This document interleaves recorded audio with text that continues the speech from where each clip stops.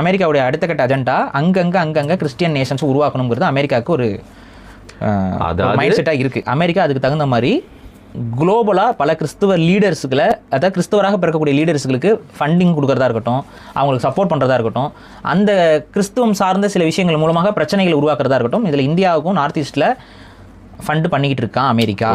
அவங்க அங்கே நார்த் ஈஸ்ட்டை மையப்படுத்தி ஒரு கிறிஸ்தவ நாட்டை உருவாக்குறதுக்கு அமெரிக்கா என்னென்ன வேலைகள் செய்யணுமோ அத்தனை வேலைகளும் பண்ணி கொண்டு இருப்பதாகத்தான் உலக அளவில் பேசப்பட்டு கொண்டு இருக்கிறது. இது வெறும் கிறிஸ்டியானிட்டின்னு சொல்லிட்டு நிறைய பேர் கிறிஸ்தவர்கள் வந்து கிறிஸ்டியானிட்டின்னு பார்க்குறீங்க. இது மதம் கிடையாது. இது உண்மையாக இயேசுவை விரும்பக்கூடிய கிறிஸ்டியானிட்டி கிடையாது. புரிஞ்சுக்கோங்க. இயேசு சொன்ன அன்பை போதிக்கக்கூடிய கிறிஸ்துவத்தை பற்றி நாங்கள் பேசலை. Anti Christ. புரியுதா?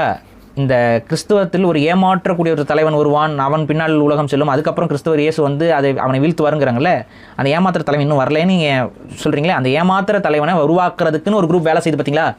அந்த ஏமாத்திர தலைவன் எடுத்துக்கொண்டாத ஆனால் ஆன்டி கிரைஸ்ட்டை ஒரு ஒரு தலைவனாக ஏற்றுக்கொண்டு ஒரு குரூப் ஒன்று அலையும் பார்த்துருக்கீங்களா?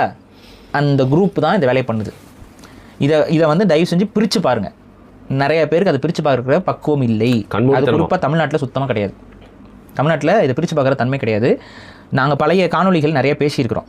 அந்த பழைய காணொலிகள்லாம் கொஞ்சம் பாருங்கள்.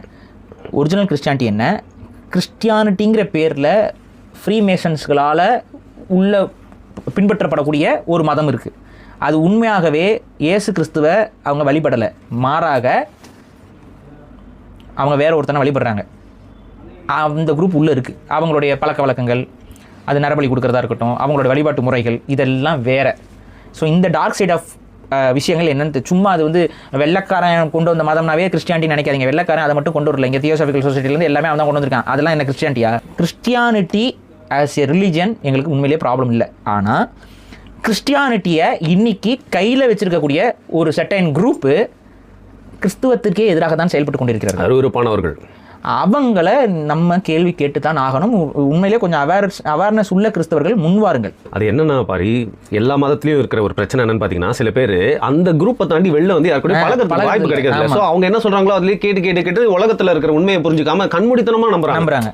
அது எக்ஸ்ட்ரீமிஸ்ட் தானே? அதுதான் ரொம்ப கண்மூடித்தனமான மதம். அது ஒரு விதமான எக்ஸ்ட்ரீமிசம். ஸோ இந்த இடத்துல நம்ம சொல்ற கிறிஸ்டியானிட்டிங்கிறது இந்த ரகசிய கூட்டங்களால் ஒரு மதம்ங்கிற பேர்ல ஏற்படுத்தப்படக்கூடிய ஒரு கல்ட்டு.